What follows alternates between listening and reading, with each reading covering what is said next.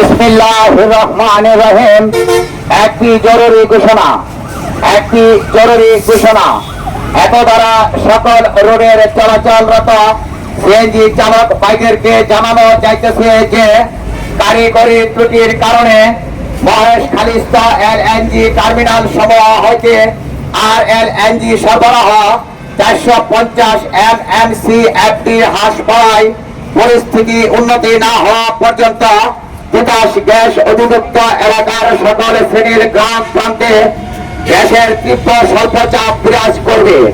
সম্মানিত গ্রাহকবৃন্দের সাময়িক অসুবিধার জন্য আমরা আন্তরিকভাবে দুঃখিত।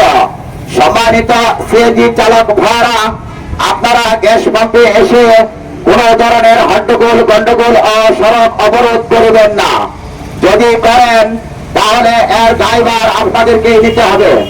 আদেশ ক্রমে তিতাস গ্যাস কর্তৃপক্ষ এবং ময়মনসিংহ জেলা সিএনজি মাহেন্দ্র মালিক সমিতির সভাপতি জনাব জিল্লুর রহমান এবং ময়মনসিংহ জেলা অটো সিএনজি মাহেন্দ্র শ্রমিক ইউনিয়ন 019-এর সাধারণ সম্পাদক জনাব দেবব্রত দাস দুকুল ভাই ঘোষণাটি শোনার জন্য ধন্যবাদ। সমাধান যে এটা লিখে দিল গ্যাসের সর্বোচ্চ ভাই পাবো এইটাই বুঝাইছে। ঠিক আছে, অনেক গ্যাস কানেক্ট একবার